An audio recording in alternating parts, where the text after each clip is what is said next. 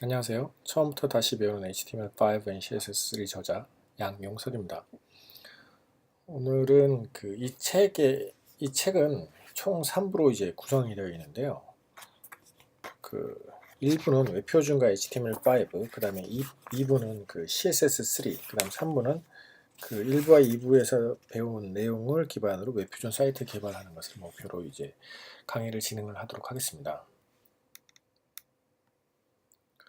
먼저 이제 1장에서는 웹표준에 대해서 이제 설명을 드릴 텐데요. 섹션 1에서는 웹표준이란 무엇인고, 그 다음에 섹션 2에서는 웹 접근성을 높여주고 환경을 보호하는 웹표준, 섹션 3에서는 효율적인 웹사이트 관리 및 정밀하게 제어 가능한 사이트 개발이 어떻게 웹표준에 의해서 이제 개발이 될 수 있는지에 대해서 간단하게 설명을 드리도록 하겠습니다. 먼저 이제 섹션 1에 대해서 오늘 설명을 드릴 텐데요. 웹표준, 그러니까 영어로는 웹 스탠다드라고 합니다. 한국의 공업 규격은 KS, 즉 Korea 스탠다드라는 마크가 있습니다. 일본에서는 JIS, Japan Industry Standard라는 규격이 있는데 이건 공업 규격이죠. 이 공업 규격이 필요한 이유가 동일한 규격의 부품을 만들므로 인해서 규격이 달라 부품 간의 호환이 안 되는 불필요한 낭비 요소를 줄일 수 있기 때문에 이러한 표준을 만들었는데 웹표준도 비슷한 이유입니다. 그러니까 여러 가지 브라우저에서 표준을 만들어 가지고 브라우저에서 똑같은 표준을 쓰게 되면 어떤 브라우저를 사용하든지 똑같은 결과물을 얻을 수 있게끔 하는 게 웹표준이라는 거죠. PCS도 보면 대표적인 표준키가 USB라고, USB 포트가 대표적인 표준키죠. USB가 나오기 전에는 예전에 시리얼 포트라든지 스커시 포트라든지 맥 시리얼, 기타 등등의 여러 가지 포트들의 기기마다 전부 다 틀렸었죠. 프린터 포트를 이용하는 기기도 있었고 시리얼 포트를 이용한 것도 있었고 이제는 스캐너 같은 경우는 스커시 포트라고 해가지고 굉장히 좀 크고 좀 무식하게 생긴 포트가 있었어요. 그거를 이용했었는데 이제는 USB 포트 하나로 모든 주변 기기를 전부 다 연결할 수가 있습니다. 마우스라든지 키보드, 예전엔 키보드라든지 마우스도 전부 다 독자적인 포트가 따로 있었어요. 그래서 키보드는 키보드에만 꼽아야 됐었고 마우스에는 마우스만 꼽아야 됐었는데 요즘에는 무조건 전부 다 USB 포트 하나로 전부 다 통일되는 것이 마찬가지죠. 이게 공업적이니까 컴퓨터에서도 PC에서도 표준적인 기기가 하나 나온 거죠. 지금 현재 사용하고 있는 브라우저를 보면 인터넷 익스플로러, 그 다음에 파이어폭스, 그 다음에 크롬, 사파리, 오페라 이렇게 다양한 브라우저가 있는데 이 어떤 브라우저를 사용하든 이거를 사용해서 해당 사이트를 들어갔을 때 동일한 결과물을 얻게끔 하는 게 웹표준의 최종적인 목표라고 할 수가 있습니다. 한국에서는 지금 ILI 계열, 그러니까 인터넷 익스플로러죠. 거의 90% 이상의 시장 점유율을 보이지만 전 세계적으로는 크롬의 점유율이 상당히 높습니다. 이따가 제가 브라우저를 통해서 그걸 보여드릴 텐데요. 설치되는 게 있죠. 그런 것들이 이제 액티브엑스가 없으면 이제 설치가 안 되는 가장 반 웹표준 기술이라고 할 수가 있습니다.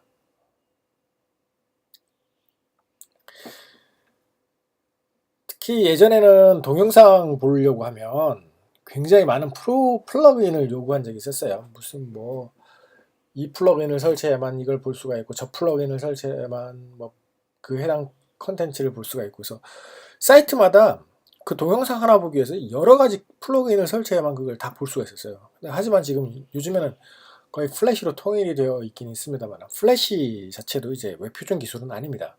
그래서 지금 HTML5에서는 오디오와 비디오 태그가 있어가지고 이제 비디오 태그에서는 MP4 파일이 지원돼가지고 이렇게 현재는 좀 많이 표준화가 되어 있지만 이전에는 그런 게 별로 많은 플러그인들, 독자적인 동영상 규격을 만들다 보니까 굉장히 많은 비표준 기술들이 많이 생겨났던 거죠.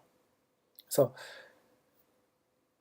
이게 계속 진행되는 건데 해당 동영상을 보기 위해서 서로 다른 플러그인 또는 액티브엑스를 이용한 플러그인을 강제로 설치해야만 해당 사이트를 이용하게 된다면 상당히 난감한 일들이 많이 발생하게 됩니다. 맥 같은 경우에는 그런 플러그인을 설치할 수 없는 경우도 많았었어요.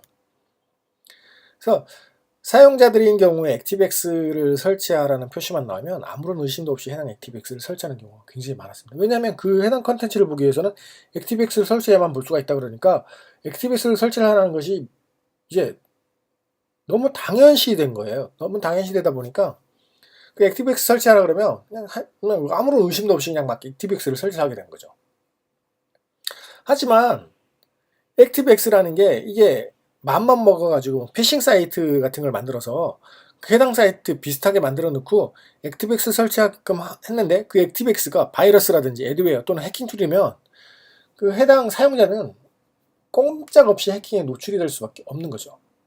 그래서 액티브엑스를 설치하라는 메시지가 뜰 경우에는 반드시 한 번쯤은 해당 사이트를 제대로 찾았는지 그리고 해당 사이트가 안전한지 확인을 하시고 액티브엑스를 설치를 하시길 바랍니다.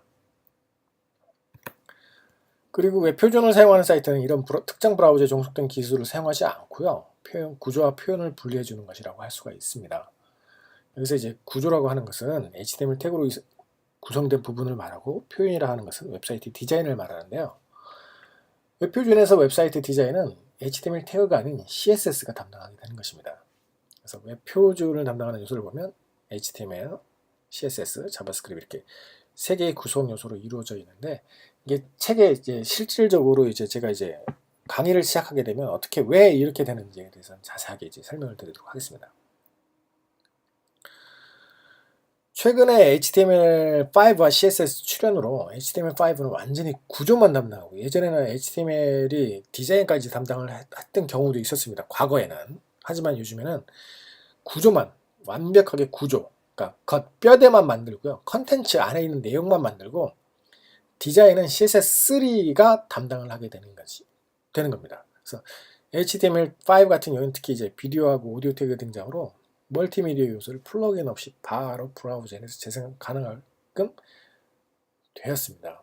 그래서 이제 웹표준은 표현과 구조가 분리되어 있고 여기다가 이제 자바스크립트를 이용해 가지고 모든 구성 요소가 되어 있는 거고 기타 등등의 여러 가지 그 웹표준 기술 이외의 다른 표준 기술들은 웬만하면 사용하지 않는 거를 웹표준이라고 말씀드릴 수가 있는 거고요. 이 책은 그런 그 나머지 기술적인 요인보다는 그 표현과 구조에 중점을 둬서 이제 강의를 하게끔 되어 있습니다. 그래서 표현과 구조를 어떻게 분리시켜 가지고 웹표준 사이트를 만드느냐에 가장 큰 주안점을 두는 거죠.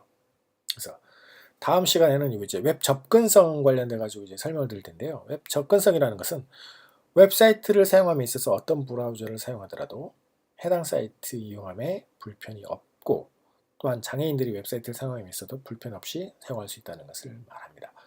특히 장애인들 같은 경우는 시각장애인 같은 경우에는 볼 수가 없기 때문에 그 스크린 리더기라고 해가지고 그 화면을 읽어주는 게 있어요. 그 화면을 읽어주는 거를 이용해가지고 이제 그 웹사이트에 해당된 내용을 귀로 듣는데 웹표준 같은 경우는 완벽하게 이제 태그로만 구성되어 있기 때문에 그걸 전부 다 이제 다 읽어줘요. 스크린 리더기가. 하지만 그 플래시 대표적인 비웹표준 기술 중에 하나죠. 플래시 같은 경우를 사용하게 되면 그 해당 컨텐츠를 메뉴가 그러니까 컨텐츠 텍스트로 되어 있는 부분을 읽을 수가 있지만 이미지라든지 또는 플래시로 구성되어 있는 부분을 읽을 수가 없습니다. 그래서 그 사이트를 거의 이용을 하지 못하게 되는 거죠. 그래서 웹 접근성을 높이기 위해서는 어떻게 이제 사이트를 구성해야 되는지까지 제가 이 책을 이 책에서 충분히 강의를 하도록 하겠습니다. 오늘 강의는 이제 여기까지 하고요. 다음 시간에 웹 접근성에 대해서 좀 더 보다 어떻게 이제 구성이 되는지에 대해서 말씀을 드리도록 하겠습니다. 감사합니다. 추가적으로 지금 설명을 드리면 전 세계적으로 가장 사용자가 많은 브라우저는 여기 보시면 이 표에서도 보시는 것처럼 이제 크롬이고요. 46.26% 점유율을 보이고 있고 그 다음에 인터넷 익스플로러인데 총 한 20.31%의 점유율을 보이고 있습니다. 그 다음에 3등이 파이어폭스고 17.5%의 점유율을 보이고 있습니다. 하지만 지금 한국의 통계를 보시면 한국은 유독 인터넷 익스플로러의 비중이 상당히 높다는 걸 알 수가 있습니다. 인터넷 익스플로러 사용자 인구가 지금 71.32%. 그 다음에 이제 크롬인데요. 크롬 같은 경우 23.98%입니다. 현재 필자도 메인 브라우저가 주로 이제 크롬을 사용하고 있고요. 가끔 필요할 경우에 인터넷 익스플로러를 사용하긴 하는데, 크롬이 그 인터넷 익스플로러보다는 좀 편리한 점이 상당히 많습니다. 그러니까 동기화라든지 기타 등등의 여러 가지 요인들, 그리고 좀 인터넷 익스플로러보다는 좀 빨라요. 하지만 뭐 최근에 인터넷 익스플로러 11, 12 버전이 나오면서 굉장히 빨라지긴 했지만 한번 크롬에 익숙해지다 보니 다음으로 이제 인터넷 익스플로러로 돌아가기가 좀 힘들게 돼요. 전체적으로 다시 이제 아시아권을 한번 보시면 아시아권도 마찬가지로 이제 크롬 비중이 상당히 높다는 걸 알 수가 있죠. 크롬이 54.92%, 그다음에 인터넷 익스플로러 19.51%입니다. 그래서 유독 지금 현재 한국만 이제 인터넷 익스플로러 비중이 높은데 아까도 설명드렸던 액티브엑스 영향이 굉장히 크다고 볼 수가 있습니다.